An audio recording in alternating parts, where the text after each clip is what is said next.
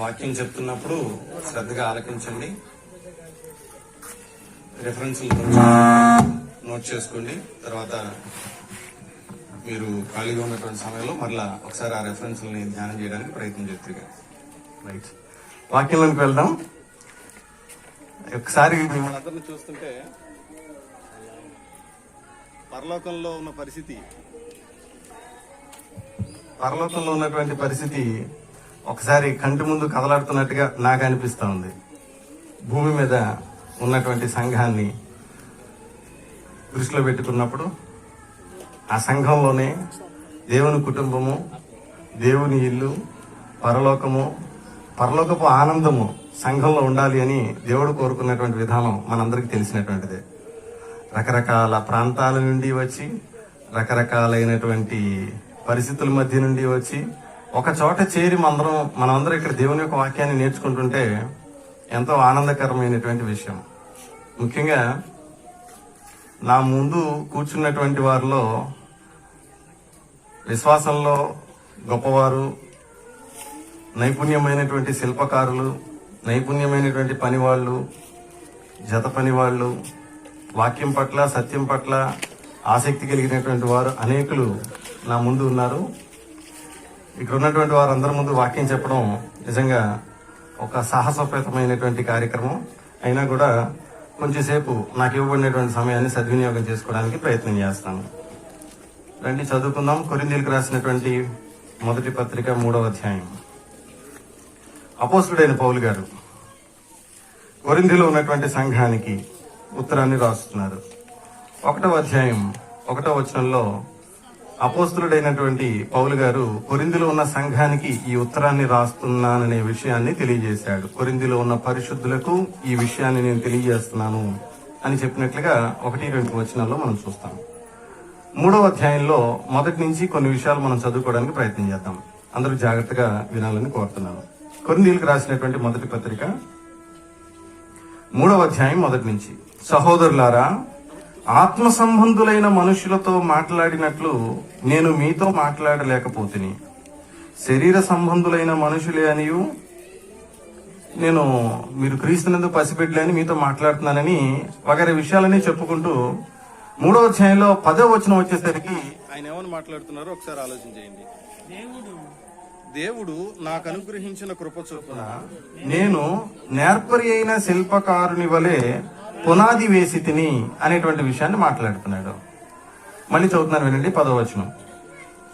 దేవుడు నాకు అనుగ్రహించిన కృప చొప్పున నేను నేర్పరి అయిన శిల్పకారుని వలె పునాది వేసి తిని. ఈరోజు మనం నేర్చుకోబోయేటువంటి పాఠం కట్టబడుట అనే అంశం గురించి మనం మాట్లాడుకోబోతున్నాం. ఒకసారి అందరూ చెప్పండి, పాఠం పేరేంటి ఈరోజు? కట్టబడుట. ఏం కట్టాలో, ఏం కట్టుకోవాలో, వాక్యాన్ని బట్టి మనం ఏం కట్టుకోవాల్సిన అవసరం ఉందో ఒకసారి లేఖనాల వెలుగులో మనం ఆలోచించబోతున్నాం ఈ రోజున. అపోస్తలుడైన పౌలు కొరింథీలో ఉన్న వారితో మాట్లాడుతూ దేవుని మహాకృపను బట్టి ఒక కట్టడాన్ని గురించి నేను మీతో మాట్లాడుతున్నాను, చెప్తున్నాను, తెలియజేస్తున్నాను అని ఒక విషయాన్ని గురించి గుర్తు చేస్తున్నారు. ఏంటి ఆ విషయం? నేను చదువుతాను చూడండి. దేవుడు నాకు అనుగ్రహించిన కృప చొప్పున నేను నేర్పరి అయిన శిల్పకారుని వలె పునాది వేశాను. పౌలు అనబడినటువంటి ఈ సువార్తికుడు, ఈ దైవజనుడు పునాది వేసినటువంటి ఒక విషయాన్ని గురించి మాట్లాడుతున్నాడు. నేర్పరి అయిన శిల్పకారుని వలె పునాది వేశాను అంటున్నాడు. ఇక్కడ ఇంగ్లీష్ బైబిల్లోకి వెళ్తే బిల్డర్ అనేటువంటి మాటను మనం అక్కడ ఆలోచన చేస్తాం. ఎలాంటి బిల్డర్ అంటే ఈ బిల్డరు నేర్పరి అయినటువంటి బిల్డర్, నేర్పరి అయినటువంటి శిల్పకారుడు, బాగా నైపుణ్యంగా కట్టేటువంటి వాడు, తెలివిగా కట్టేటువంటి వాడు, బాగా ఆలోచనగా కట్టేటువంటి వాడు అనేటువంటిది మనం ఇక్కడ చూస్తాం. గొప్ప టాలెంట్ కలిగినటువంటి వాడు. అందరూ కడతారు ఇల్లు, కానీ కొంతమంది కడితే ఇల్లు ఎలా ఉంటాయనంటే చూస్తే అబ్బా ఎవర్రా బాబు ఈ ఇల్లు కట్టింది అని అనిపించేంతగా బ్రహ్మాండంగా వాళ్ళ యొక్క పని నైపుణ్యం ఏంటో మనకు అక్కడ అర్థమైపోద్ది. కొంచెం ఏమన్నా వంకర టెంకర వచ్చింది అనుకోండి, అప్పుడు కూడా చెప్తాం ఏం పనుడు అండి ఈ పనుడు సరిగా కట్టలేదండి అని అంటాం. బాగా వచ్చినప్పుడు చాలా బాగా కట్టాడండి ఈ పనుడు అని అంటాం. 3వ అధ్యాయం 10వ వచనంలో ఈయన మాట్లాడుతున్నాడు పౌలు గారు. దేవుడు నాకు అనుగ్రహించినటువంటి కృప చొప్పున నేను నేర్పరి అయిన శిల్పకారుని వలె పునాది వేశాను. నేర్పరి అయిన శిల్పకారుడు వలె పునాది వేశాడు. పునాది వేసేటప్పుడు ఏదో ఒక సాధారణమైనటువంటి వ్యక్తిగానో, పునాది వేసేటప్పుడు ఒక ఆర్డినరీగా కాకుండా ఒక టాలెంట్ ఉన్నటువంటి వ్యక్తి, ఒక నైపుణ్యం కలిగినటువంటి వ్యక్తి ఎలా పునాది వేస్తాడో అలా పునాది వేసాడు. అంటే చాలా గట్టిగా వేసాడు, చాలా స్ట్రాంగ్ గా వేసానని చెప్తున్నాడు. ఈ స్ట్రాంగ్ గా వేసి, ఈ గట్టిగా వేసినటువంటి పునాది మీద కట్టబడేటువంటి విధానం గురించి పౌలు గారు ఏం మాట్లాడుతున్నారో ఆ తర్వాత లైన్లో ఆలోచించేద్దాం. చూడండి. దేవుడు నాకు అనుగ్రహించిన కృప చొప్పున నేను నేర్పరైన శిల్పకారుని వలె పునాది వేసి తిని, మరి ఒకడు దాని మీద కట్టుచున్నాడు. ఈయనేమో పునాది వేశాడు, మరొకరు ఎవరో వచ్చి కడుతున్నారంట. పునాది వేసింది ఒకరు, కడుతుంది మరొకరు అని మాట్లాడుతున్నారు. ఎవరు ఇంతకీ పునాది వేసింది, ఎవరు కడుతుంది అని అంటే అదే 3వ అధ్యాయంలో పై వచనాల్లో మనం చదువుకుంటే మనకు ఆ విషయం అర్థమవుతుంది. నేను నాటాను, అపోలోనేమో నీళ్లు పోసాడు, వృద్ధి కలగజేసింది మాత్రం దేవుడే అని మాట్లాడతాడు. ఈయన పునాది వేస్తే ఈ పునాది మీద మరొకరు కడుతున్నటువంటి సందర్భం, ఆత్మీయ జీవితాలను కట్టుకోవడం గురించి మాట్లాడుతున్నటువంటి సందర్భం, ఆధ్యాత్మికమైనటువంటి కుటుంబాన్ని, ఆధ్యాత్మికమైనటువంటి గృహాన్ని కడుతున్నటువంటి సందర్భం, పరలోక సంబంధమైనటువంటి, పర సంబంధమైనటువంటి, ఆత్మీయమైనటువంటి కట్టడం గురించి ఇక్కడ పౌలు గారు మాట్లాడుతున్నటువంటి సందర్భం. ఒకసారి చూడండి మళ్ళీ అక్కడ. మరి ఒకడు దాని మీద కట్టుచున్నాడు, ప్రతివాడు దాని మీద ఎలాగూ కట్టుచున్నాడో జాగ్రత్తగా చూసుకోవాలి. అంటే పునాదికి తగ్గట్టుగా కడుతున్నాడో లేదో చూసుకోవాలి. పునాది అయితే చాలా స్ట్రాంగ్ గానే ఉంది, కానీ ఆ పునాది ఎంత స్ట్రాంగ్ గా ఉందో దానికి తగ్గట్టుగానే కట్టడం జరుగుతుందా లేదా అనేది కూడా ఆలోచన చేయాలి. పునాదికి తగినట్లుగా, పునాదికి అనుకూలమైనట్లుగా దాని మీద కట్టడం జరుగుతుందా లేదా అనేటువంటిది ఆలోచన చేయాల్సిన అవసరం ఉంది. ఎందుకే ఆ పునాది ఎవరు ఏంటి అనేది ఆ తర్వాత లైన్లో చెప్పడం జరిగింది. చూడండి 11వ వచనంలో, వేయబడినది తప్ప మరి ఒక పునాది ఎవడును వేయనేరడు, ఈ పునాది యేసుక్రీస్తే. వేయబడినటువంటి పునాది యేసుక్రీస్తు అయినప్పుడు, వేయబడినటువంటి పునాది క్రీస్తు సంఘంలోనే అయినప్పుడు, ఆ క్రీస్తు సంఘంలోనే ఒక ఆధ్యాత్మిక జీవితాన్ని కట్టుకోవడానికి సంబంధించి ఈ రోజు మనం ఈ విషయాన్ని అన్వయించుకొని ఆలోచన చేసుకోవాల్సిన అవసరం ఉంది. నేను క్రీస్తు సంఘంలోనే కట్టబడ్డానని, నేను నా పునాది క్రీస్తు సంఘంలోనే ఉన్నదని ఒకవేళ ఎవరైనా అనుకోనుచు పై కట్టడం పట్ల అశ్రద్ధ చూపిస్తే, పై కట్టడం పట్ల నిర్లక్ష్యం వ్యవహరిస్తే ఎంత ప్రమాదం జరుగుతుందో తర్వాత వచనాల్లో మనం చదువుకోబోతున్నాం. ఒకసారి చూడండి 11వ వచనం, వేయబడినది తప్ప మరి ఒక పునాది ఎవడును వేయనేరడు, ఈ పునాది యేసుక్రీస్తే. ఎవడైనను ఈ పునాది మీద ఒక 6 రకాలైనటువంటి కట్టడాల గురించి మాట్లాడుతున్నాడు. పునాది మీద కట్టేటువంటి కట్టడాలు 6 రకాలుగా కట్టేటువంటి విధానాన్ని గురించి ఇక్కడ గుర్తు చేస్తున్నాడు పౌలు గారు. ఏమేమి రకాలు అంటే, 1 బంగారము, 2వది వెండి, 3వది బాగా విలువైనటువంటి వెలగలిగినటువంటి రాళ్లు, 4వది కర్ర, తర్వాత గడ్డి, కొయ్యకాలు, ఇట్లాంటి వాటితో మొదలైన వాటితో కట్టిన ఎడల వాని వాని పని కనబడును. వాడు ఎలా కట్టాడో వాళ్ళ పని ఏంటో బయటపడుతుంది అని అంటున్నాడు. చూసినప్పుడు ఆ విషయం తెలియకపోవచ్చు, కనపడుతున్నప్పుడు ఆ విషయం తెలియకపోవచ్చు. కొన్నిసార్లు బంగారం వేసుకున్నా, కొన్నిసార్లు బంగారం లాంటిది వేసుకున్నా రెండు ఒకే రకంగా కనిపించవచ్చు. ఇమిటేషన్ జ్యువెలరీ తోటి, 1 గ్రామ్ జ్యువెలరీ తోటి బంగారమే వేసుకున్నారేమో అనేంతగా, అవతల వాళ్ళు భ్రమపడేంతగా అవతల వ్యక్తి కనపడచ్చు. దాని గురించి నేను ప్రత్యేకంగా చెప్పాల్సిన అవసరమే లేదు. కొంతమంది బంగారం కొనుక్కోలేకపోయినటువంటి వాళ్ళు కానీ, ఇంకా మరి కొంతమంది కానీ పిచ్చి బంగారం వేసుకుంటూ ఉంటారు. దాన్ని చూసినప్పుడు కొంతమందికి అయితే అర్థమవుతుందిలే కానీ, దూరం నుంచి చూసినప్పుడు అది పిచ్చి బంగారమైనా మంచి బంగారంగానే మెరుస్తూ కనిపించేటువంటి విధానం. ఎందుకు నేను ఈ మాట చెప్పాను అంటే, యేసుక్రీస్తు అనబడినటువంటి పునాది మీద కట్టబడినటువంటి క్రైస్తవ సంఘం, ఆ సంఘం మీద కట్టబడుతున్నటువంటి కట్టడం ఏదైతే ఉందో, ఆ కట్టడం బయటికి కనపడేటువంటి వాళ్ళకి మెరిసే బంగారంగా కనపడినా అది మెరుగు బంగారమేనా, అసలు బంగారమా అనేది ఒక రోజు తెలుస్తుంది అని అంటున్నాడు. ఆ రోజు ఏంటో కూడా కింద లైన్లో చెప్పాడు, మనం చదువుకోబోతున్నాం. బయట చూసేటువంటి వాళ్ళకి, బయట కనపడేటువంటి వాళ్ళకి అది మెరిసేటువంటిదిగా కనపడినా, అది మేలిమిదిగా కనపడినా, అది ఉత్తమమైనదిగా కనపడినా, అది ఆకర్షణీయమైనదిగా కనపడినా, అది ఎంతో విలువైనదిగా కనపడినా, ఆ కట్టడం ఎలా కట్టుకున్నారో, వాళ్ళ ఆధ్యాత్మిక స్థితి ఎలా ఉందో, ఆ కట్టడం యొక్క పనితనం ఎట్లా ఉందో, కట్టినటువంటి వాడి పనితనం ఎట్లా ఉందో ఒక రోజున తెలిసిపోతుంది ఆ పని ఏంటో అని అంటున్నాడు. ఏ రోజు కూడా కింద చెప్పాడు, కింద లైన్లో మనం చదువుకుందాం చూడండి. 13వ వచనంలో ఆ మాట మనం చూద్దాం. వాని వాని పని కనపడును, ఆ దినమున దానిని తేటపరచును, అది అగ్ని చేత బయలుపరచబడును, మరియు వాని వాని పని ఎట్టుదో దానిని అగ్నియే పరీక్షించును. అగ్ని అనేటువంటి ఒక పరీక్ష చేసేటువంటి ఒక వస్తువు ఉంటే, ఆ పరీక్ష చేసేటువంటి ఆ వస్తువు ద్వారా, ఆ అగ్ని ద్వారా చేయబడినటువంటి పని, కట్టబడినటువంటి పని ఏంటో పరీక్షించబడేటువంటి అవకాశం. దేన్నైనా పరీక్షించడానికి ఒక వస్తువు ఉంటుంది. మనకు తెలుసు కదా, జ్వరాన్ని పరీక్షించడానికి ఒక పరికరం ఒకటి ఉంటుంది.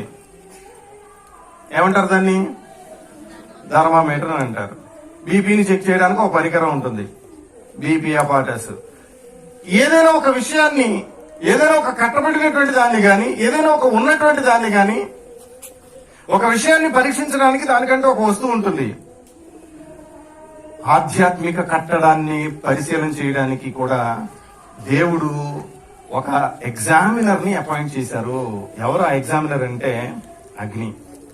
ప్రతి వాని పని దేనితో లెక్క చెప్పాల్సిన అవసరం ఉంటుంది అంటే అగ్నితో సరైనటువంటి పరీక్షలో పాల్గొనాల్సినటువంటి అవసరం ఉంటుంది. 13వ వచనం నుంచి నేను ఒకసారి మళ్ళీ చదువుతాను చూడండి. 12వ వచనం నుంచి, ఎవడైనను ఈ పునాది మీద బంగారంతో గాని, వెండితో గాని, వెలగలిగినటువంటి రాళ్లతో గాని, కర్రతో గాని, గడ్డితో గాని, కొయ్యకాలు మొదలైన వాటితో కట్టిన యెడల వాని వాని పని కనపడును. ఆ దినము దానిని తేటపరచును, అది అగ్ని చేత బయలుపరచబడును. మరియు వాని వాని పని ఎట్టుదో దానిని అగ్నియే పరీక్షించును. అగ్ని పరీక్షించేటువంటి ఒక అగ్ని పరీక్ష. ఇప్పుడు నేను మిమ్మల్ని ఒక ప్రశ్న అడుగుతున్నాను. ఎవరికి అగ్ని పరీక్ష? బాప్తిసం పొందిన వాళ్ళకా, పొందిన వాళ్ళకా? ఎవరికి అగ్ని పరీక్ష? పునాది మీద కట్టుకుంటున్న వాళ్ళకా, అసలు పునాది మీదే లేని వాళ్ళకా? ఎవరికి అగ్ని పరీక్ష తెలుసా? యేసుక్రీస్తు అనబడినటువంటి పునాది మీద ఆధ్యాత్మిక జీవితాన్ని కట్టుకోవడానికి, ఆత్మ సంబంధమైనటువంటి జీవితాన్ని కట్టుకోవడానికి ఉండేటువంటి వాళ్ళకు ఒక పరీక్ష, కట్టేటువంటి వాళ్ళకు ఒక పరీక్ష, కట్టుకునేటువంటి వాళ్ళకు ఒక పరీక్ష. ఏంటి ఆ పరీక్ష అంటే, యేసుక్రీస్తు అనబడినటువంటి పునాది మీద కట్టబడుతున్నటువంటి మనము ఎలా కట్టుకుంటున్నాము? మనం ఎలా కట్టుకుంటున్నాము? మనం బంగారంతో కట్టుకుంటున్నామా, వెండితో కట్టుకుంటున్నామా, వెలగలిగినటువంటి రాళ్లతో కట్టుకుంటున్నామా, కర్రతోనో, గడ్డితోనో, కొయ్యకాలతోనో కట్టుకుంటున్నామా అనేది బాగా ఆలోచన చేయాల్సినటువంటి విషయం. ఇప్పుడు పరీక్షించడానికి అగ్ని వచ్చినప్పుడు, మనం బంగారంతో ఇల్లు కట్టామనుకోండి ఉదాహరణకి, బంగారంతో కట్టడాన్ని నిర్మించామనుకోండి ఉదాహరణకి, అగ్ని వచ్చింది పరీక్ష చేయడానికి.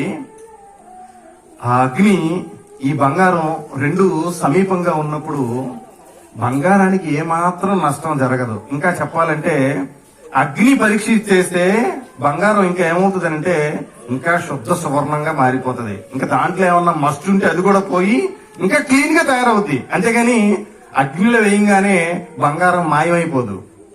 బంగారం దానికి ఉన్నటువంటి విలువేమీ తగ్గిపోదు. అది ఇంకా మరింతగా ఇంకా నీటిగా కనపడడానికి అవకాశం ఉంది. అప్పుడు దాకా దాని యజమాని దాన్ని చూసినప్పుడు అది బంగారంగానే కనపడుద్ది. కానీ ఆ బంగారాన్ని అగ్నిలో వేసి ఒకసారి తీసిన తర్వాత ఆ యజమానుడు ముఖమే దాంట్లో కనిపించేంత దగ్గరగా మెరుస్తుంది. పాయింట్ అర్థమైందమ్మా? ఏమర్థమైంది? ఒకసారి బంగారాన్ని అగ్నిలో వేయకుండా ఉన్నటువంటి బంగారంలో యజమాని తన ముఖాన్ని తను చూసుకోలేకపోతాడేమో గాని, ఒకసారి అగ్నిలో పడేసి ఆ బంగారాన్ని బయటికి తీసిన తర్వాత ఎంత శుద్ధ సువర్ణమైన బంగారం అనంటే, ఎంత దగదగా ఉండేటువంటి బంగారం అంటే, ఎంత మేలిమి బంగారం అనంటే, అవసరమైతే అక్కడ ఉన్నటువంటి వ్యక్తి తన ప్రతిబింబాన్ని కూడా చూసుకునేంతగా ఆ బంగారం శుద్ధ సువర్ణంగా మారుతుంది. చాలా నీట్ గా ఉంటుంది. ఒక బంగారం విషయంలోనే కానీ, ఒక వెండి విషయంలోనే కానీ అగ్ని సమీపించినప్పుడు దాని విలువేమీ అది కోల్పోదు. అది ఇంకా అలాగే స్థిరంగా ఉంటుంది. అది ఇంకా నీట్ గా తయారవుతుంది. వెండి గాని, బంగారం గాని, మిక్కిలి వెలగలిగినటువంటి రాళ్లు కూడా, చాలా కాస్ట్లీ రాళ్లు కూడా, వాటికి కూడా ఏ విధమైనటువంటి హాని జరగదు. కానీ ఈ 3 రకాల కట్టడాలు కాకుండా మరో 3 రకాల కట్టడాలు కట్టుకునేటువంటి విధానం ఉంది. అలాంటి వాళ్ళు అగ్ని పరీక్షలో నిలబడలేనటువంటి పరిస్థితి. ఎవరి 3 రకాలు అంటే, ఒకటి కర్రతో కట్టుకునేటువంటి వాళ్ళు. కర్రను తీసుకుని అగ్నిలో వేసామనుకోండి, ఏమైతే తర్వాత ఇక ఆ కర్ర మనకు కనిపించదు. దాని రూపం మారిపోద్ది. ఏ రూపం అయిపోద్ది? అయితే బొగ్గన్న అయిపోవాలి, లేకపోతే బూడిదన్న అయిపోవాలి. కొంతసేపటి గాలి వచ్చిన తర్వాత అసలు ఆ బూడిద కూడా కనపడకుండా పోద్ది. అది బంగారాన్ని వేస్తే బూడిద అయిపోదు, బొగ్గు అయిపోదు, ఇంకా శుద్ధంగా మారుతుంది. వెండేస్తే ఇంకా అది శుద్ధంగా మారుతుంది. వెళ్ళగలిగినటువంటి రాళ్లకు నాశనమైపోయేటువంటి పరిస్థితి ఉండదు. కానీ కర్రను గనక పరీక్ష చేసినప్పుడు ఆ కర్రతో కట్టినటువంటి కట్టడం అగ్ని చేత పరీక్షించబడినప్పుడు అది కూలిపోతుంది. అలాగే గడ్డితో కట్టినటువంటి కట్టడం కూడా అగ్ని సమీపించినప్పుడు ఆ కట్టడం కూడా కూలిపోతుంది. కొయ్యకాలంటే కూడా దానికి సంబంధించినటువంటిది, కర్ర గడ్డి మొదలైనటువంటి వాటికి సంబంధించినటువంటిది. ఒక వుడ్ లాంటిది అనమాట, ఒక గడ్డి లాంటిది. దానితో కట్టినా కూడా ఒక అగ్ని వచ్చి పరీక్ష చేసినప్పుడు ఆ అగ్నిలో అది కూలిపోయేటువంటి పరిస్థితి, బూడిదైపోయేటువంటి పరిస్థితి, కనపడదు, ఇంకా మాయమైపోయేటువంటి పరిస్థితి.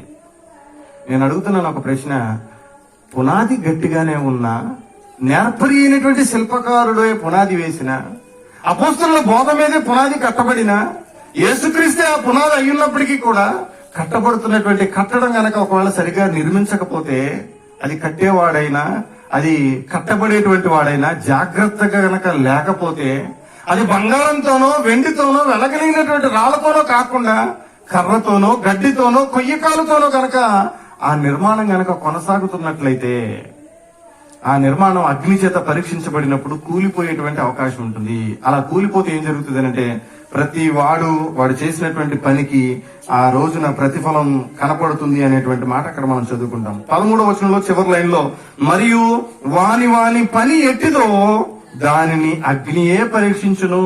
ఈ పనుడు ఎంత పనుడో ఆ రోజు తేలిపోద్ది.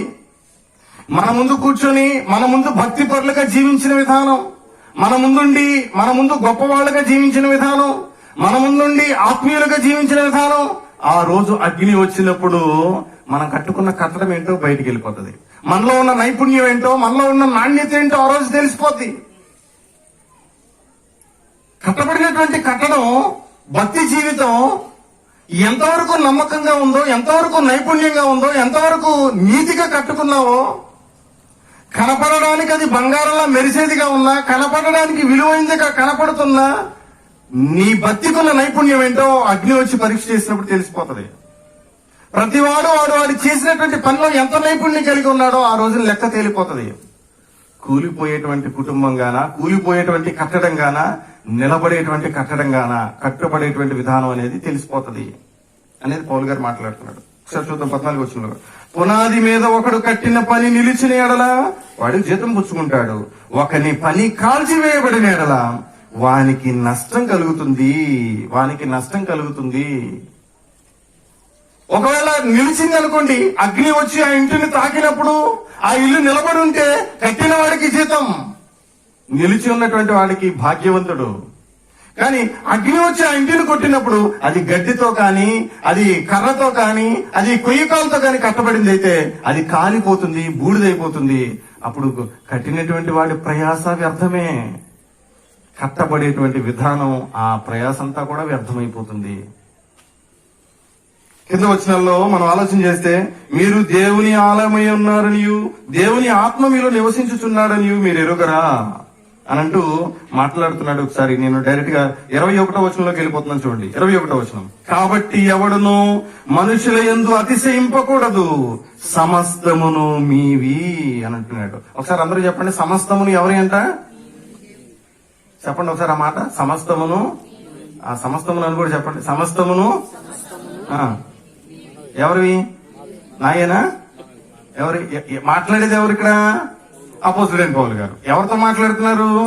కొరింథీలో ఉన్న సంఘంతో మాట్లాడుతున్నాడు. ఏమని మాట్లాడుతున్నాడు? ఒకసారి గట్టిగా చెప్పండి, ఏమని మాట్లాడుతున్నాడు? సమస్తమును మీవి అని అంటున్నాడు. ఏంటి సమస్తం మీవి? ఏంటి సమస్తం మీవి? దేని గురించి మాట్లాడుతున్నాడు? అయ్యా మొత్తం మీవి అని అంటున్నాడు ఏంటి? ఇదేదో కొంచెం రివర్స్ లో ఉంది చూడండి. మామూలుగా చర్చిలో ఉన్న ఆయన ఏమంటాడు? వాక్యం చెప్పి ఆయన సమస్తం నాయి అంటాడు కదా. మరి ఇప్పుడు వాక్యం చెప్పి ఆయన సమస్తం మీవి అంటున్నాడు ఏంటి? కొంచెం రివర్స్ గా కనిపించట్లా? కనిపిస్తుందా లేదా? సంఘ సభ్యులతో అంటున్నాడు సమస్తం మీవి అని అంటున్నాడు. మరి సంఘం ఏమంటున్నారు? ఇప్పుడున్న సంఘం వాళ్ళు అయితే అంటారు, సమస్తం మాయి అని అనకండి, ఆ సమస్తం మీవి తీసుకోండి. వాక్యం ఏమర్థం అవుతుంది? అపోస్తలులు ఏం బోధిస్తున్నారు? ఒకసారి పై వచనంలోకి వెళ్దాం చూడండి.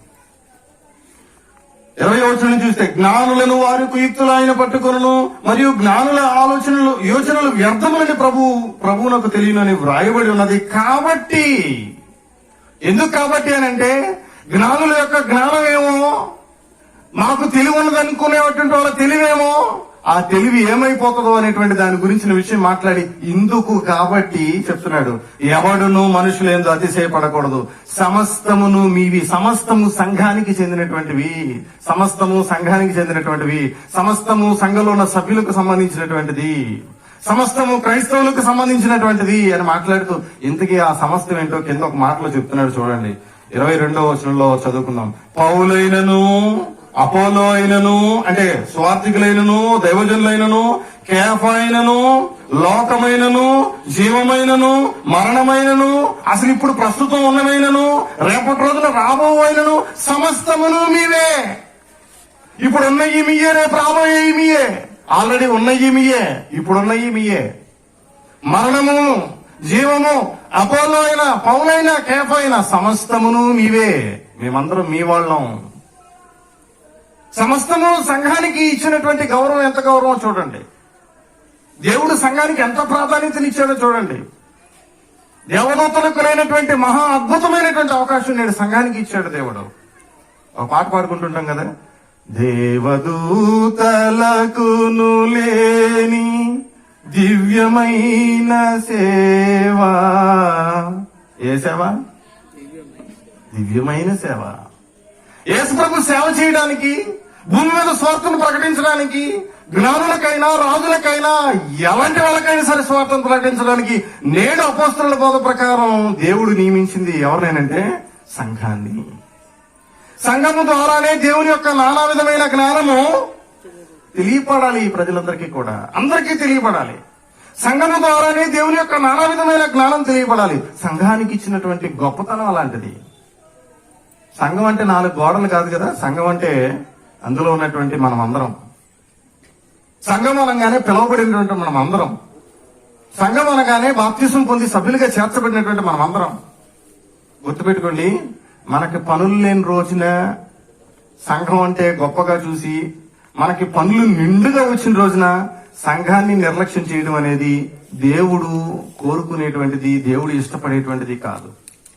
అన్ని పరిస్థితుల్లోనూ దేవునికి సముచితమైనటువంటి స్థానాన్ని, న్యాయమైనటువంటి స్థానాన్ని మనం ఇవ్వగలిగేటువంటి పరిస్థితిలో మనం ఉండాలి. మనం ఏ స్థితిలో ఉన్నా, అది మరణమైనను, అది జీవమైనను, అది ఎటువంటి పరిస్థితి అయినను కూడా అపోస్తలుడైన పౌలు చెప్తున్నాడు, అన్ని మీవే అని అంటున్నాడు. అన్ని మీయే అని అంటున్నాడు. అన్ని మీయే. ఈ మాట ఒకసారి లూకాసు వార్తలో కూడా ఇలాంటి మాట ఒకటి ఉంటది. మనం ఒకసారి చదువుకుందాం. చూడండి, లూకాసు వార్తలో ఎన్నో అధ్యాయం, 15వ అధ్యాయం అనుకుంటే చూడండి ఒకసారి. లూకాసు వార్త 15వ అధ్యాయంలో ఒక మనిషినికి 2 కుమారులు ఉన్నారు. ఒక కుమారుడు తప్పిపోయాడు. తప్పిపోయినటువంటి కుమారుడి సంగతి గురించి మాట్లాడుతున్నప్పుడు అక్కడ జరుగుతున్నటువంటి ఒక విషయం 15వ అధ్యాయం 11వ వచనం నుంచి మనం చూస్తే, ఒక మనుషుడికి 2 కుమారులు ఉన్నారు. వాళ్ళలో ఒకడు ఆస్తిలో నాకు వాటా ఇవ్వమని చెప్పి తీసుకున్నాడు, వెళ్ళిపోయాడు. చివరాఖరికి తన ఆస్తినంతటిని పోగొట్టుకున్నాడు. పందులు తినే పొట్టును తినాలని ఆశపడ్డాడు, కానీ పందులు కూడా తినలేదు. అప్పుడు తండ్రి గుర్తొచ్చాడు. తండ్రి గుర్తొచ్చి, తండ్రి నేను కుమారుడుగా కాదు కానీ కనీసం పనుడుగానే నన్ను చేర్చుకొని పశ్చాత్తాపడి తిరిగి వెనకొచ్చాడు. వచ్చినప్పుడు పెద్దవాడు ఇంటికి రాగానే, ఇదేంటి మళ్ళీ నా ఆస్తి అంతా పోయేటట్టుంది అనుకుని పెద్దవాడు అలిగినప్పుడు జరుగుతున్న సంఘటన ఇది. చూద్దాం, డైరెక్ట్ గా 31వ వచనంకి వెళ్ళిపోతాం. చూడండి, లూకాసు వార్త 15వ అధ్యాయం 31వ వచనం. అందుకతడు, కుమారుడా నీవెల్లప్పుడూ నాతో కూడా ఉన్నావు. తండ్రి మాట్లాడుతున్న మాట, కుమారుడా నీవెల్లప్పుడూ నాతో కూడా ఉన్నావు. ఎవరైతే తండ్రితో ఎల్లప్పుడూ అంటిపెట్టుకుని ఉంటారో వారిని గురించి తండ్రి చెప్తున్నటువంటి మాట ఏంటో తర్వాత లైన్ లో మీరు చదవబోతున్నారు. ఏంటా మాట? కుమారుడా నీవెల్లప్పుడూ నాతో కూడా ఉన్నావు, నావన్నీయు నీవి, నావన్నీయు నీవి. ఒక్కసారి అందరూ జాగ్రత్తగా వినండి.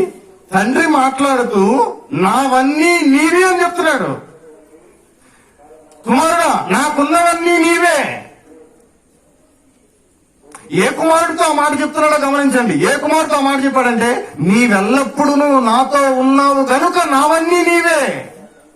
ఈరోజు ఇక్కడ కూర్చునేటువంటి మనం దేవునితో ఎల్లప్పుడూ కలిగి మంచి సంబంధాన్ని కనుక కలిగి ఉంటే తండ్రి చెప్తున్నటువంటి మాట, నావన్నీయు నీవి.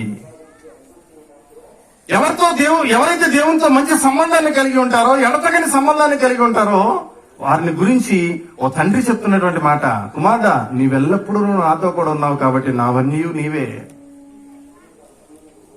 ఓ తండ్రి చెప్తున్నాడు కుమారుడికి, తనతో పాటు ఉన్నటువంటి కుమారుడికి, ఎల్లప్పుడూ ఎడతెగక తనతో పాటు ఉన్నటువంటి కుమారుడికి నావన్నీ నీవే అని చెప్తున్నాడు.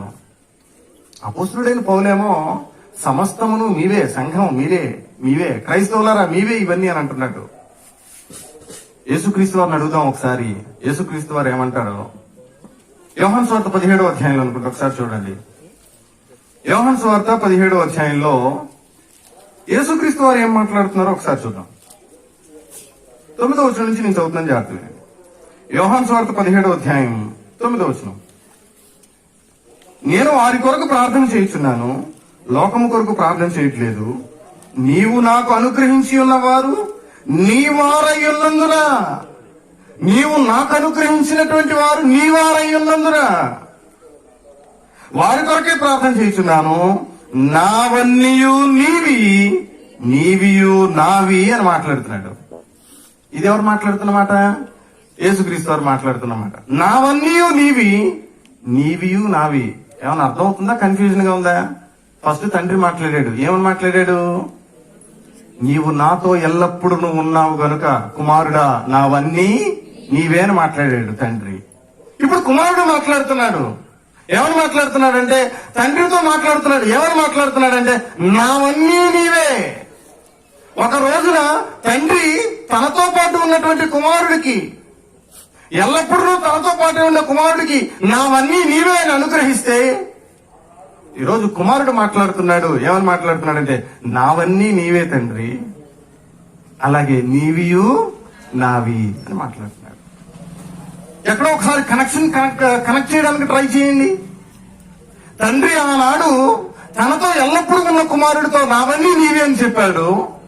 కుమారుడేమో నీవన్నీ నావి, నావి కూడా నీవి అని మాట్లాడుతున్నాడు. అక్కడ పౌలేమో సమస్తమును సంఘానివి అని మాట్లాడుతున్నాడు. కనెక్ట్ చేయండి ఒకసారి. ఈ మూడు విషయాల్ని కనెక్ట్ చేసి ఆలోచించేయండి. సంఘానికి దేవుడు ఇస్తున్నటువంటి ప్రాముఖ్యత ఏంటో, క్రీస్తు అనబడినటువంటి సంఘం మీద, యేసుక్రీస్తు అనబడినటువంటి పునాది మీద కట్టబడినటువంటి వారికి ఉన్న గొప్పతనం ఏంటో అర్థమవుతుంది ఈ విషయంలో. నేర్పరి అయినటువంటి శిల్పకారుడు, నైపుణ్యం కలిగినటువంటి శిల్పకారుడు వేసినటువంటి పునాదికి ఉన్న విలువ ఏంటో, గౌరవం ఏంటో అర్థమవుతుంది మనకి ఈ క్షణంలో. ఎంత గొప్ప విషయమో చూడండి. ఎవరైతే దేవునితో ఉంటారో, ఎవరైతే దేవుని కుటుంబంలో ఉంటారో, ఎవరైతే దేవునితో కలిసి సహవాసం చేసేటువంటి అనుభూతి ఉంటారో, నావన్నీ మీవే అని చెప్తున్నటువంటి సందర్భం, సంఘానివే అని చెప్తున్న సందర్భం. తండ్రి కుమారుడికి ఇస్తే చివరాఖరికి అపోస్తుడైన పౌలు చెప్తున్నాడు, అసలు ఇవన్నీ కూడా మీవే అని చెప్తున్నాడు, సంఘానివే. సంఘానికి ఇస్తున్నటువంటి గొప్పతనం, సంఘానికి ఇస్తున్నటువంటి ప్రాముఖ్యత ఎంత విలువైనటువంటిదో ఆలోచన చేయాల్సిన అవసరం ఉంది. రోమీలకు రాసిన పత్రికలో మాట చదువుకొని మనం ముందుకు వెళ్దాం. చూడండి, రోమీలకు రాసినటువంటి పత్రిక 8వ అధ్యాయంలో ఒకసారి చదువుకుందాం. రోమీలకు రాసినటువంటి పత్రిక అపోస్తుడైన పౌలు గారు రోమాలో ఉన్నటువంటి వారికి ఉత్తరాన్ని రాస్తూ ఒక విషయం చెప్తున్నాడు. 31వ వచనం నుంచి నేను చదువుతాను, జాగ్రత్తగా వినండి. రోమీలకు రాసిన పత్రిక 8వ అధ్యాయం 31వ వచనం అక్కడక్కడ చదువుకుందాం. ఇట్లుండగా ఏమందుము, దేవుడు మన పక్షమునుండగా మనకు విరోధి ఎవడు అని మాట్లాడుతూ 35వ వచనం చదువుకుందాం ఇప్పుడు. క్రీస్తు ప్రేమ నుండి మనలను ఎడబాపు వాడెవడు? అది శ్రమ అయినా, బాధ అయినా, అది హింస అయినా, కరువైనా, వస్త్రహీనత అయినా, అది ఉపద్రవమైన, ఖడ్గమైన మనలను ఎడబాపునా? ఇందును గూర్చి వ్రాయబడినది ఏమనగా, నిన్ను బట్టి దినమెల్లా మేము వధింపబడినటువంటి వారము అని చెప్తున్నటువంటి మాట. అక్కడ ఉన్నటువంటి విషయాన్ని మనం ఆలోచన చేస్తున్నాం. అవన్నీ దేనికి సంబంధించినటువంటి అంటే కఠోరమైనటువంటి శ్రమలకు సంబంధించినటువంటివి. కరువులు, ఉపద్రవాలు, శ్రమలు, హింసలు, బాధలు, వీటన్నిటి చేత పరీక్షించబడినప్పుడు పనివాని యొక్క గొప్పతనం ఏంటో అర్థమవుతుంది. అగ్ని చేత పరీక్షించబడినప్పుడు ఎలాగూ బంగారం మరింత శుద్ధముగా మారుతుందో, శ్రమల చేత, హింసల చేత, ఇక్కడ చెప్పబడినటువంటి లిస్ట్ లో నుంచి ఒక క్రైస్తవుడు, ఒక దేవుని యొక్క కుటుంబము ముందుకు వెళ్తున్నప్పుడు సంఘంలో వారి యొక్క కట్టుబడి ఎట్లా ఉందో ఆ పని బయటపడేటువంటి ఆ రోజు వస్తుందన్నమాట. అదే చెప్తున్నాడు చూడండి 35 క్రీస్తు ప్రేమ నుండి మనల్ని ఎడబాపు వాడేవాడు. అది శ్రమ అయినా, బాధ అయినా, హింస అయినా, కరువైనా, వస్త్రహీనత అయినా, ఉపద్రవమైన, ఖడ్గమైన, ఇది ఏది కూడా మనల్ని ఎడబాపలేదు. మనం దేవుని యొక్క సహవాసం నుంచి దూరం చేసేటువంటి పరిస్థితి కాదు. దేవుని ప్రేమ నుండి మనం దూరం చేసేటువంటిది కాదు. ఎన్ని అగ్ని పరీక్షలు వచ్చినా, ఎన్ని కష్టాలు, ఎన్ని శ్రమలు, ఎన్ని హింసలు వచ్చినా కూడా దేవుని ప్రేమ నుంచి మనం దూరం చేసేటువంటి పరిస్థితి కాదు అని మాట్లాడుతున్నాడు. మాట్లాడుతూ 9వ అధ్యాయంలో ఒక పేజీ తిప్పండి. 9వ అధ్యాయంలోకి వచ్చేసరికి ఆయన మాట్లాడుతున్నటువంటి ఒక విషయాన్ని మనం ఆలోచన చేస్తాం. చూడండి 9వ అధ్యాయంలో 20వ వచనం నేను చదువుతున్నాను, జాగ్రత్తగానండి. 9వ అధ్యాయం 20వ వచనం. అవును గాని ఓ మనుషుడా, దేవునికి ఎదురు చెప్పుటకు నీవెవడు? నన్నెందుకు ఇలాగూ చేసితివని రూపింపబడినది రూపించిన వానితో చెప్పునా? తండ్రి అయినటువంటి దేవుడు కుమ్మరిగా ఉన్నప్పుడు, కుమ్మరిగా పోల్చబడినప్పుడు, ఆయన పాత్రలు చేస్తున్నప్పుడు నన్నెందుకు ఈ పాత్రగా చేశావు, నన్నెందుకు ఆ పాత్రగా చేయలేదు అని రూపించబడినది రూపించినటువంటి వానితో చెప్పే అవకాశం లేదు. ఆయన సారిపై ఉన్నప్పుడు, ఆయన పాత్రను చేస్తున్నప్పుడు, చేయబడినటువంటి పాత్ర తాను ఎలాగ పాత్రను చేయాలో, తాను ఏ పాత్రను చేయాలో ఆయన బాగుగా వివేచన కలిగినటువంటి వాడు. ఆయనకు వివేచన చెప్పేంత గొప్పవారం కాము. రూపించబడుతున్నది ఆయన్ని ప్రశ్నించేటువంటి పరిస్థితి కాదు, రూపించేటువంటి వాడిని ప్రశ్నించే పరిస్థితి కాదు. ఎందుకు కాదో కింద 2 వచనాల్లో చెప్పాడు, జాగ్రత్తగా వినండి. 21వ వచనం. ఒక ముద్దలో నుండియే ఒక ఘటమేమో ఘనత కొరకు, మరొకటేమో ఘనహీనత కొరకు చేయుటకు మంటి మీద కుమ్మరికి అధికారము లేదా అని మాట్లాడుతున్నాడు. ఒక్క ముద్దలో నుంచే ఘనమైనటువంటిది, ఘనహీనమైనటువంటిది. ఈరోజు ఇక్కడ కూర్చొని వాక్యం వింటున్నటువంటి మనం ఓ ఘనమైనటువంటి పాత్రగా మనం ఉండబడాలనేటువంటి ఆలోచన కలిగి ఉండాలి. ఘనహీనమైనటువంటి పాత్రగా కాదు. ఏమంటే ఒకవేళ ఘనహీనమైన పాత్ర అయితే ఏమవుతుందంటే మొత్తానికి ఏదో ఒకటి పాత్ర కదని అనుకుంటున్నావా? ఏదో ఒకటి పాత్ర అంటే కుదరదు. ఆ తర్వాత వచ్చిన దాంట్లో ఉన్న పనిష్మెంట్ ఏంటో మాట్లాడతాడు. ఘనమైనటువంటి పాత్రగా ప్రతి ఒక్కరు ఉండాలి, విలువైనటువంటి పాత్రగా ప్రతి ఒక్కరు ఉండాలి, బంగారంలాగా ఉండాలి, వెండిలాగా వెలగలిగినటువంటి రాళ్ళోలే తమ ఆధ్యాత్మిక జీవితాన్ని కట్టుకునేటువంటి వారిగా ఉండాలి. ఘనహీనమైనటువంటిదిగా, విలువ లేనటువంటిదిగా, ఖర్చు తక్కువైపోయేటువంటిదిగా, ఒక కర్రో, ఒక గడ్డో, ఒక కొయ్యకాలుగానో అలాంటి కట్టుబడి కట్టడం అది దేవుడు కోరుకునేటువంటిది కాదు అనేటువంటిది మనం ఆలోచన చేయాలి. అది నిలిచేటువంటిది కాదు అనేటువంటిది మనం ఆలోచన చేయాలి. ఆ తర్వాత వచనంలో చెప్పాడు చూడండి 22వ వచనంలో. అలాగు దేవుడు తన ఉగ్రతను అగపరుచుటకును తన ప్రభావమును చూపుటకును ఇష్టయించిన వాడే నాశనమునకు సిద్ధపడి ఉగ్రతా పాత్ర అయిన ఘటములను ఆయన బహు దీర్ఘశాంతముతో సహించిననేమి, మరియు మహిమ పొందుటకు ఆయన ముందుగా సిద్ధపరచిన కరుణాపాత్ర ఘటముల ఎడల, అనగా యూదుల్లో నుండి మాత్రము కాక అన్యజనుల్లో నుండి ఆయన పిలిచిన మన ఎడల తన మహిమైశ్వర్యము కనపరచవలెనన్ననేమి. యూదుల గురించి, అన్యజనుల గురించి అయినటువంటి విషయాలను ఇక్కడ ప్రస్తావిస్తూ పౌలు మాట్లాడుతున్నటువంటి విషయం. ఒకటేమో ఘనమైనటువంటిది, కరుణావిధమైనటువంటి పాత్ర, ఒకటేమో ఘనహీనమైనటువంటిది, అంటే అది ఉగ్రతకు సంబంధించిన పాత్ర. కొంతమంది వారు కట్టుకునేటువంటి కట్టడం ఎట్లా ఉంటుంది అంటే, ఉగ్రత దినమున అగ్ని పరీక్షించడానికి వచ్చినప్పుడు ఉగ్రతకు గురైపోయేటువంటి కట్టడంగా ఉంటే, మరొక కట్టడం ఎట్లా ఉంది అంటే అగ్ని వచ్చి పరీక్షించినప్పుడు నిలిచేదిగా కనపడుతుంది, కరుణాపాత్రగా కనపడుతుంది, ఘనమైన ఘటముగా కనపడుతుంది, విలువైనటువంటి పాత్రగా కనపడుతుంది. మరి మన యొక్క ఆధ్యాత్మిక జీవితాలు, మన కట్టుకునేటువంటి ఆధ్యాత్మిక జీవితాలు ఎలా ఉన్నాయో ఒకసారి ఆలోచించుకోవాలి. తిమోతికి రాసినటువంటి పత్రికలో మరొక మాటను మనం చదువుకొని ముందుకు వెళ్ళడానికి ప్రయత్నం చేద్దాం. అపోస్తుడైన పౌలు గారు తిమోతికి గారికి రాసినటువంటి పత్రిక, 2వ పత్రిక, జాగ్రత్తగా వినండి. తిమోతికి గారికి రాసినటువంటి 2వ పత్రిక, 2వ అధ్యాయం 20వ వచనం నుంచి నేను చదువుతాను, జాగ్రత్తగా వినండి. అపోస్తుడైన పౌలు గారు తిమోతికి రాసినటువంటి 2వ పత్రిక, 2వ అధ్యాయం 20వ వచనం నుంచి. గొప్ప ఇంటిలో వెండి పాత్రలను బంగారు పాత్రలను మాత్రమే కాక కర్రవియు మంటివియు కూడా ఉండును. కర్రవి ఉంటాయి, మంటివి కూడా ఉంటాయి. దేంతో పాటుగా? బంగారు పాత్రలతో పాటు, వెండి పాత్రలతో పాటు కర్ర పాత్రలు కూడా ఉంటాయంట, గడ్డి పాత్రలు కూడా ఉంటాయంట. ఎవరింట్లో? గొప్ప ఇంట్లో. నాకు తెలిసి చాలా గొప్ప ఇల్లు ఏమన్నా ఉంది అని అనుకుంటే, నాకు తెలిసి భూప్రపంచం మీద మనం ఆలోచన చేసినప్పుడు, ఈరోజు కట్టబడుట అనేటువంటి అంశాన్ని గురించి మనం ఆలోచన చేస్తున్నప్పుడు, దేవుని ఇల్లు ఒకటి ఉంది అనేది గుర్తుపెట్టుకోవాలి. ఎక్కడుందా దేవుని ఇల్లు? నాగపట్నంలోనా? ఎవరో నాగపట్నంలో వినపడింది ఏంటి? ఎక్కడుంది ఆ ఇల్లు? గుణదలోనా?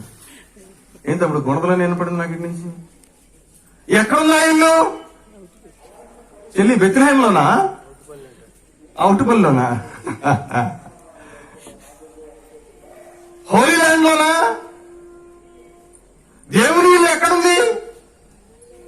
దేవుని ఇల్లు ఎక్కడుందో తెలుసుకుంటే, ఓ విలువైనటువంటి ఇల్లు, ఓ గొప్పదైనటువంటి ఇల్లు, ఒక ఆనందభరితమైనటువంటి ఇల్లు, ఈ భూమి మీద ఉన్నటువంటి ఒక శ్రేష్టమైనటువంటి ఒక ఇల్లుని మనం అర్థం చేసుకుంటాం. మనం అక్కడ చదువుకున్న కొరింథీయులకు రాసినటువంటి పత్రికలోనే అనుకుంటాం. ఒకసారి చూడండి, కొరింథీయులకు రాసినటువంటి పత్రికలోనే, మొదటి పత్రికలోనే 3వ అధ్యాయంలోనే 9వ వచనంలో ఒకసారి చూడండి ఏమంటాడు. కొరింథీయులకు రాసినటువంటి మొదటి పత్రిక 3వ అధ్యాయం 9వ వచనం, మేము దేవుని జతపాని వారమై ఉన్నాము, మీరు దేవుని వ్యవసాయమును దేవుని గృహమును అయి ఉన్నారు. ఎవరు దేవుని గృహం?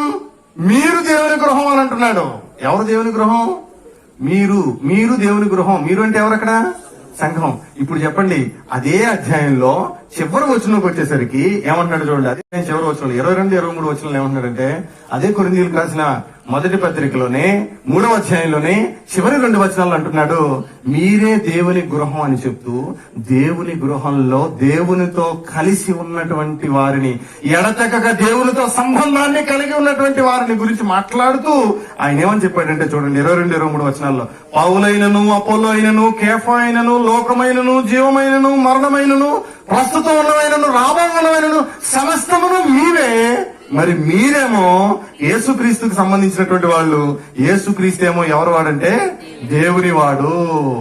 పౌలు చూడండి ఎలా ఎంత చక్కగా మాట్లాడాడు చూడండి, ఎంత చక్కగా వివరణ చెప్తున్నాడో చూడండి. దేవుని గృహంగా మీరున్నప్పుడు, విలువైనటువంటి దేవుని గృహంలో మీరున్నప్పుడు, దేవుని గృహంలో ఉన్న మీరు, పునాది మీద యేసుక్రీస్తు పడినటువంటి పునాది మీద కట్టబడినటువంటి మీరు, ఆ పునాది మీద మంచి కట్టడాన్ని కట్టుకుంటూ దేవునితో మంచి సంబంధాన్ని గనక కలిగి ఉంటే, ఆ సంబంధాన్ని గనక కొనసాగించుకుంటూ ఉంటే, లూకాసు వార్తలో మనం చదువుకున్నట్లుగా తండ్రి ఒక మాట చెప్పాడు, గుర్తుంది కదా, నా కుమారుడా నీవెల్లప్పుడూ నాతోనే, ఈ ఇంట్లోనే నాతోనే, ఇప్పటి వరకు నాతోనే ఉన్నావు, కాబట్టి నావన్నీ నీవి అని ఆనాడు తండ్రి చెప్పినటువంటి మాటను గుర్తు చేసుకోండి ఒకసారి. పౌలు అంటున్నాడు, మీరే దేవుని వ్యవసాయము, మీరే దేవుని గృహము అని మాట్లాడుతూ, దేవుని గృహంలో ఉన్న సంఘమా, దేవుని గృహమై ఉన్నటువంటి సంఘమా, దేవుని గృహములో దేవుని గృహముగా దేవునితో మంచి సంబంధాలు కలిగి ఉంటే, ఆయనతో ఎడతెగక సంబంధాన్ని కలిగి ఉంటే, దేవునికి సంబంధించినవన్నీ ఎవరివి? ఇప్పుడు సంఘానివి. దేవునికి సంబంధించినవన్నీ సంఘానివి.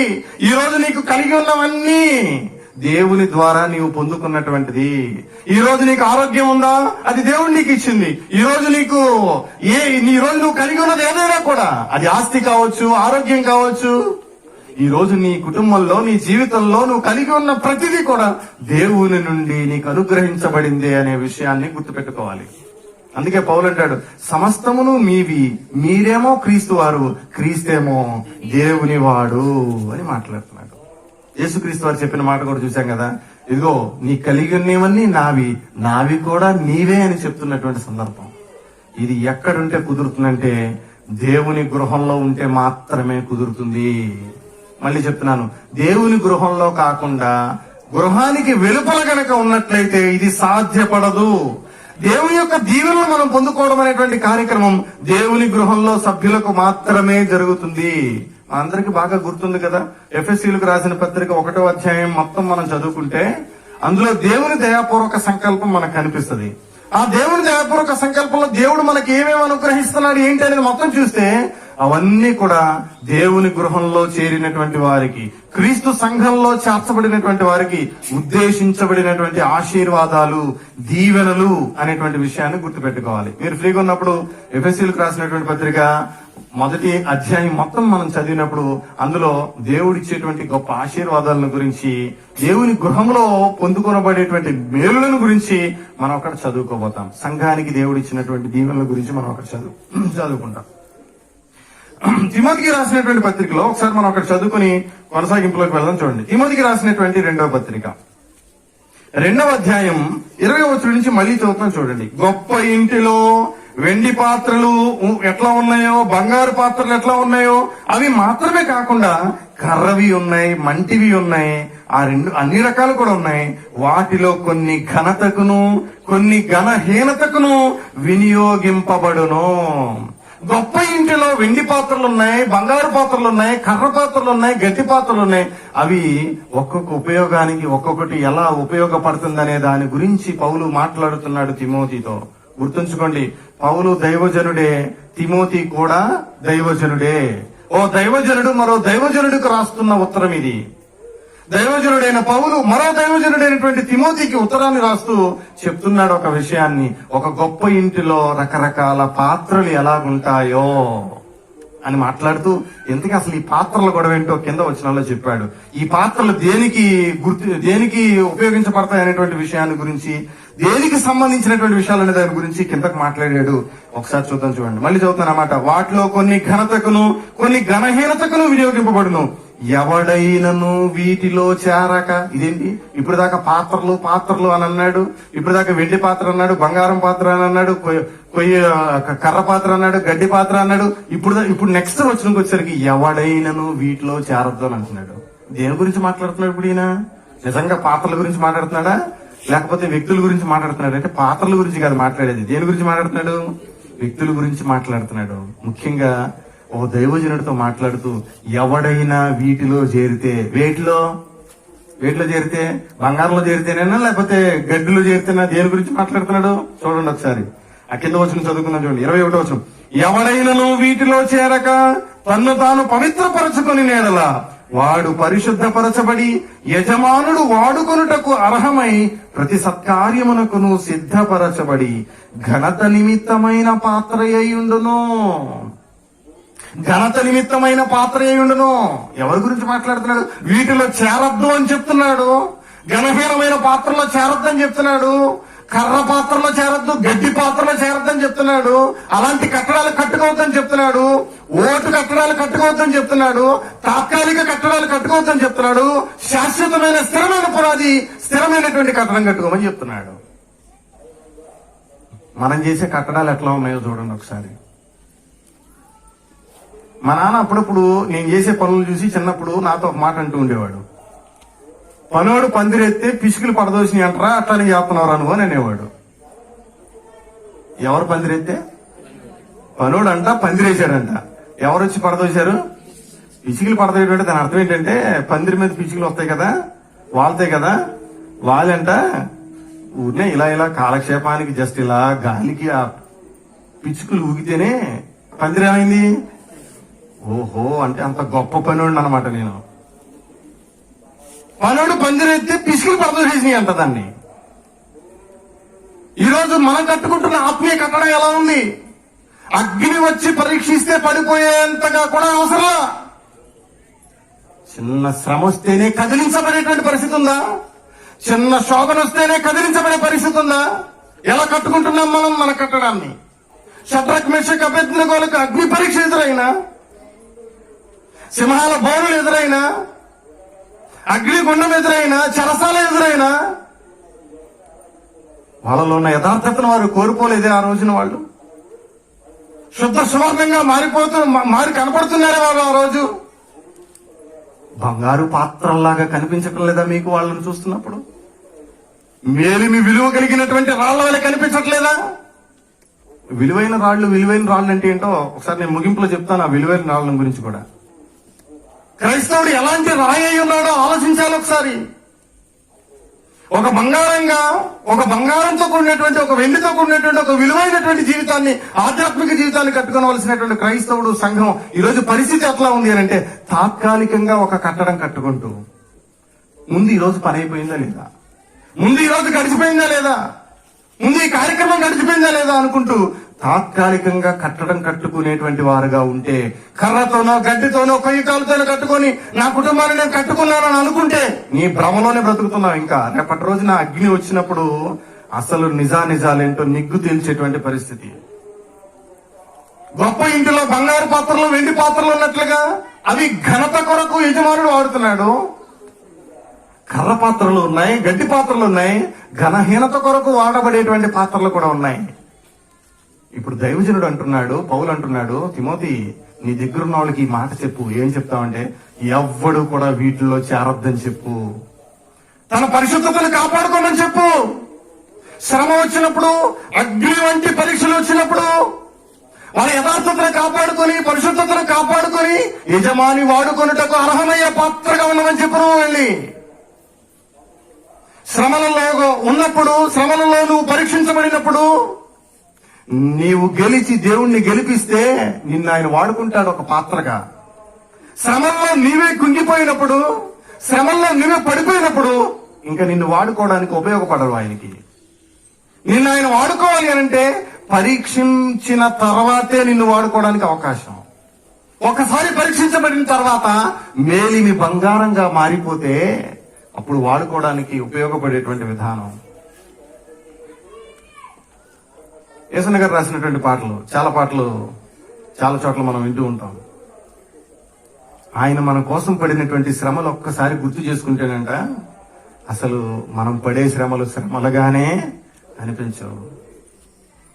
మన శ్రమల్లో నుంచి ముందుకు వెళ్ళినప్పుడు ఎలాంటి జీవితంలోకి వెళ్తామంటే సువర్ణంగా మారిపోయేటువంటి అనుభవం, దేవుడు వాడుకునేటువంటి అర్హమైన పాత్రగా ఉండేటువంటి అనుభవం. పాటలు పాడుకోవడానికే పనికొస్తాయే తప్ప జీవితాలకి పనికిరానటువంటి అనుభవం. ఆలోచించండి ఒకసారి. చివరిగా నేను ఈ మాట చెప్పి ముగించబోతున్నాను. తిమోతి గారికి రాసినటువంటి 2వ పత్రికలోని ఇప్పుడు మనం చదువుకున్నటువంటి మాట మరొకసారి చదువుకుందాం చూడండి. గొప్ప ఇంటిలో వెండి పాత్రలు, బంగారు పాత్రలు ఎట్లా ఉన్నాయో అలాగే కర్ర పాత్రలు, మంటి పాత్రలు కూడా ఉన్నాయి. కొన్నేమో ఘనత కొరకు వాడుతున్నారు, కొన్నేమో ఘనహీనత కొరకు వాడుతున్నారు.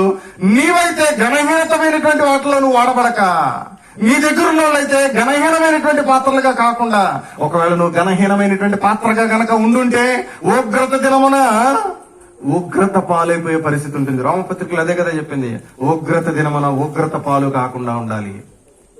కాబట్టి నువ్వు యజమానుడు వాడుకునేటువంటి పాత్రగా నీవు ఉండాలి అని మాట్లాడుతూ చెప్పాడు. చూడండి 21వ వచనం, ఎవడైనను వీటిలో చేరక తన్ను తాను పవిత్రపరచుకోవాలి, పరిశుద్ధంగా జీవించాలి. పరిశుద్ధపరచబడి యజమానుడు వాడుకోవడానికి తగిన అర్హత కలిగినటువంటి వాడుగా మంచి పనులు చేస్తూ, మంచి సత్కార్యములు చేస్తూ దాని కొరకు సిద్ధపరచబడి ఘనత నిమిత్తమైన పాత్రగా ఉండాలి. ఇదే బోధించి నువ్వు వెళ్ళని మాట్లాడుతున్నాడు. ఇంకేం చెప్పాడు చూడండి 22వ వచనం, నీవు యవనేచ్ఛల నుండి పారిపొమ్ము, పవిత్ర హృదయులై ప్రభువునకు ప్రార్థన చేయవారితో కూడా నీతిని, విశ్వాసమును, ప్రేమను, సమాధానాన్ని నువ్వు వెంటాడు అని చెప్తున్నటువంటి మాటను మనం చూస్తున్నాం. యవనేచ్ఛల నుంచి పారిపోవాలి, పాపము నుండి పారిపోవాలి, శరీరేచ్ఛల నుండి పారిపోవాలి, భోగముల నుండి పారిపోవాలి. వెళ్ళిపో, దూరంగా వెళ్ళిపో అక్కడి నుంచి. అసలు వద్దు అక్కడికి నుంచి అంటున్నాడు. నిన్ను నువ్వు పరిశుద్ధపరచుకున్నప్పుడు, నిన్ను నువ్వు పవిత్రపరచుకున్నప్పుడు, నీవు యథార్థంగా జీవించినప్పుడు, నీతిగా జీవించడానికి తీర్మానం చేసుకున్నప్పుడు నిన్ను దేవుడు తాను ఉపయోగించుకోవడానికి అర్హత కలిగినటువంటి పాత్రగా నిన్ను ఆయన నడిపించుకోగలుగుతాడు. ఒకవేళ అగ్ని వంటి పరీక్షలు కలిగినప్పుడు ఆ పరీక్షలలో కృంగిపోయినటువంటి వాడుగాను, ఆ అగ్ని పరీక్షలో కాలి బూడిదైపోయేటువంటి వాడుగాను ఉన్నట్లయితే ఇంక ఉపయోగించుకోవడానికి పాత్ర కనపడినటువంటి పరిస్థితి. బంగారం లాంటి జీవితాలు, వెండి లాంటి జీవితాలు, విలువైనటువంటి రాళ్ల వంటి జీవితాలు మనం కలిగి ఉంటూ అలా కట్టబడాలి. పేతురు గారు రాసిన పత్రికలో ఒక మాట చదువుకుందాం చూడండి. పేతురు గారు రాసినటువంటి పత్రిక, ఈ మాట చదువుకొని మనం ముగించుకుందాం. పేతురు గారు రాసినటువంటి పత్రికలో రాళ్లను గురించి చెప్పినటువంటి ఒక మాట, 2వ అధ్యాయం. పేతురు గారు రాసినటువంటి మొదటి పత్రిక 2వ అధ్యాయం. పేతురు గారు రాసినటువంటి మొదటి పత్రిక 2వ అధ్యాయం. నేను చదువుతాను చూడండి 4వ వచనం నుంచి చదువుతున్నాను. మనుషుల చేత విసర్జించబడినను దేవుని దృష్టికి ఏర్పరచబడినదియు అమూల్యమైనదియు, చాలా విలువైన, అమూల్యమైనది అంటే చాలా విలువైనది, చాలా విలువైనటువంటిదియు సజీవమైనటువంటిదియు రాయగు ప్రభువునద్దకు వచ్చిన వారై. ఈ రాయి అంట సజీవమైన రాయి అంట, సజీవమైన రాయి. రాళ్లలో కూడా సజీవమైన రాళ్ళు, సజీవం కాని రాళ్ళు ఉంటాయా? సెకండ్ క్లాస్ లో, థర్డ్ క్లాస్ లో చెప్తారు కదా, living things, non living things అని చెప్తారు. Living things, non living things అంటే ప్రాణం ఉన్నాయి, ప్రాణం లేనటువంటివి. ఇప్పుడు ఒక రాయి ప్రాణం ఉందా? దానికి ప్రాణం లేదు. కానీ బైబిల్లో పేతురు గారు మాట్లాడుతున్న దానికి ప్రాణం ఉంది అన్నట్టుగా మాట్లాడుతున్నాడు. చూడండి, సజీవమైన రాయి. అక్కడ మన ఎదురుగా కనపడేటువంటి రాయికి కాళ్ళున్నా నడవలేని రాయి, మన ఎదురుగా కనపడుతున్న రాయికి చెవులున్నా వినపడని రాయి, మన ఎదురుగా కనపడుతున్న రాయికి కళ్ళున్నా చూడలేని రాయి, మన ఎదురుగా ఉన్నటువంటి రాయికి తనకు తానే ఏమీ చేసుకోలేదు, తన అవతరాలకి ఏమీ చేయలేని రాయి. కానీ పేతురు పత్రికలో పేతురు గారు మాట్లాడుతున్న రాయి ఏంటో ఒకసారి చూద్దాం. మళ్ళీ 4వ వచనం.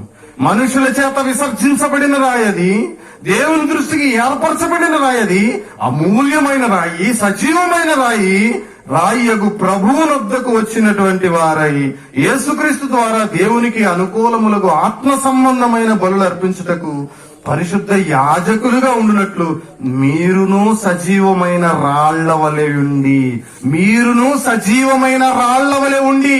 ఈ సజీవమైన రాయి విలువ కలిగినటువంటి రాయి, ఈ సజీవమైనటువంటి రాయి వెలకట్టలేనటువంటి రాయి, ఈ సజీవమైనటువంటి రాయి మిక్కిలి వెలగలిగినటువంటి రాయి. మీరును సజీవమైన రాళ్ల వలె ఉండి, మిక్కులు విలువైనటువంటి రాళ్ల వలె ఉండి, ప్రయోజనకరమైనటువంటి రాళ్ల వలె ఉండి, యజమాని వాడుకొనుటకు అర్హమయ్యేటువంటి విధానంగా మీరుండి మీరు కట్టబడాలి అంటున్నాడు. చూడండి అక్కడ మాట 5వ వచనంలో, యేసుక్రీస్తు ద్వారా దేవునికి అనుకూలములకు ఆత్మ సంబంధమైన బలులు అర్పించడానికి, ఆత్మ సంబంధమైన బలులు అర్పించాలి. ప్రార్థన చేయడానికి, పాటలు పాడడానికి, వాక్యం నేర్చుకోవడానికి, ప్రబోధన కార్యక్రమంలో పాల్గొంపులు పొందడానికి, ఆత్మ సంబంధమైన బలులను అర్పించడానికి, ఆరాధన చేయడానికి ఏం చేయాలంటే పరిశుద్ధ యాజకులుగా ఉండునట్లు,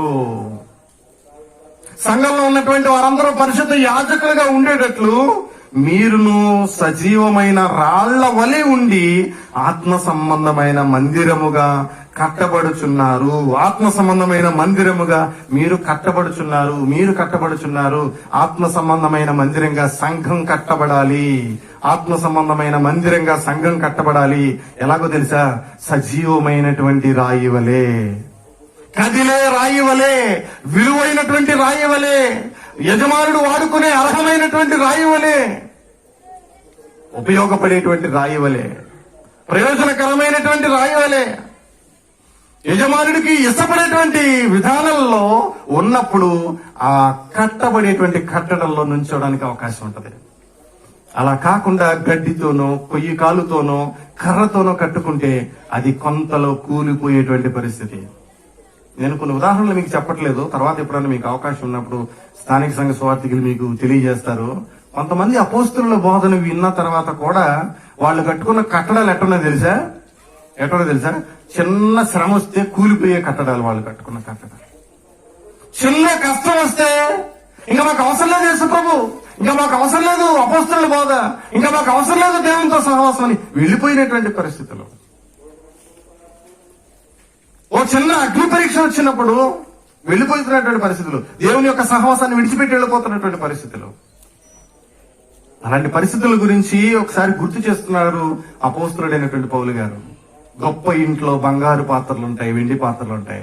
అమ్మా, ఇక్కడ కూర్చున్నటువంటి వాళ్ళందరూ ఎలాంటి పాత్రలుగా ఉండాలి తెలిసిన? ప్రయోజనకరమైన, యజమాని వాడుకొనుటకు అర్హమైనటువంటి పాత్రగా మనమందరము మన పని తీరులో ముందుండాలి. కట్టేటువంటి దైవజనుడు నైపుణ్యంతో కట్టాలి. అలాగే కట్టబడేటువంటి వారు కూడా, సంఘ సభ్యులు కూడా నాణ్యమైనటువంటి పునాది మీద నాణ్యమైనటువంటి కట్టడాలతో ముందుకు వెళ్ళాలి. మమ్మల్ని ఏం చేయమంటారు చెప్పండి? ఆ పునాది మీద కట్టేవాడు సరిగ్గా కట్టట్లా, మమ్మల్ని ఏం చేయమంటారు? కూలిపోతే తప్పు మాది కాదు, ఆ కట్టినోడితే తప్పు అని అంటారా? బైబిల్ అంటుంది కట్టినోడిది మాత్రమే కాదు, నష్టపోయేది ఎవడో తెలుసా? ఎవరైతే కట్టబడుతున్నారో వాళ్ళు కూడా నష్టపోయే పరిస్థితి. ఆ కట్టడంలో కట్టేవాళ్ళు, కట్టించుకునే వాళ్ళు ఎలా నష్టపోతారో డబ్బు రూపంలో గాని ఎలాగైనా, ఇక్కడ ఆధ్యాత్మికంగా నష్టపోయే పరిస్థితి. ఇల్లు కూలిపోతే ఆధ్యాత్మిక సంబంధమైనటువంటి ఇంటిని కట్టుకోవడానికి ప్రయత్నం చేద్దాం. సంఘంలో ప్రతిరోజు మనం జీవించేటువంటి జీవన విధానం, కుటుంబంలో మనం జీవించే జీవన విధానం, సామాజికంగా మనం జీవించే జీవన విధానం, లోకంలో మనం జీవించే జీవన విధానం దేవుడు కోరుకున్నటువంటి రూపంలో, దేవుడికి నచ్చినటువంటి రూపంలో మనల్ని మనం కట్టుకుంటూ అగ్ని వచ్చి మనల్ని తాకినా కూడా సువర్ణంగా మారుతూ, శుద్ధంగా మారుతూ, పరిశుద్ధంగా మన జీవితాలను నిలబెట్టుకునేటువంటి వారుగా ఉండాలి. యోసేపు దగ్గరికి శోధన వచ్చిన శోధన జయించినటువంటి వాడుగా, అపోస్తలుల దగ్గరకు శోధన వచ్చిన శోధన జయించినటువంటి వారుగా, భక్తుల దగ్గరకు శోధన వచ్చిన శోధన జయించినటువంటి వారుగా కనపడేటువంటి విధానం. షడ్రక్ మేషక్ అబేద్నెగోను తీసుకెళ్లి అగ్నిలో పడేస్తే అగ్నిలోంచి మరలా వాళ్ళు ఇంతకు ముందు అగ్నిలోకి ఎలా వెళ్ళారో అదే ప్రకారంగా తిరిగి బయటకు రాగలిగే స్థితి, అలాంటి ఆధ్యాత్మిక స్థితిని, అలాంటి ఆధ్యాత్మికమైనటువంటి ఆత్మీయమైనటువంటి కట్టడాన్ని ప్రతి సభ్యుడు కట్టుకోవాలి. అలాంటి కట్టడాన్ని సంఘంలో ఉన్న నాయకులు కట్టాలి. అలా కడితే నాయకుడికి మంచి జీతం వస్తుంది. అలా కట్టకపోతే కూలిపోయినప్పుడు సభ్యుడు కూడా నష్టపోయేటువంటి పరిస్థితి ఉంటుంది. కాబట్టి ఈ విషయాన్ని నేర్చుకున్నటువంటి మనం, సంఘానికి దేవుడు ఎంతో ప్రాముఖ్యతనిచ్చాడు గనుక మనకి ఎన్ని పనులు ఉన్నప్పటికీ కూడా, ఎన్ని బాధ్యతలు ఉన్నప్పటికీ కూడా సమస్తమును మనకి ఇచ్చినటువంటి తండ్రిని స్తుతించడంలో వెనకడుగు వేయక, నిర్లక్ష్య ధోరణి వహించక, మన జీవిత ప్రయాణంలో దేవుణ్ణి మహింపరచడానికి, మనకున్నంతలో, మనం ఉన్న స్థాయిలో, మనం ఉన్న స్థితిలోని కన్న తండ్రి అయినటువంటి దేవుణ్ణి మహింపరచడానికి ఆ దేవుడు తాను ఉపయోగించుకునేటువంటి పాత్రలుగా మనమందరము ఉండాలని ప్రేమతో మీ అందరికి తెలియజేస్తూ, ఈ మాటలు శ్రద్ధగా విని సహకరించిన మీ అందరికీ నా హృదయపూర్వక వందనాలు తెలియజేస్తూ ముగిస్తున్నాను.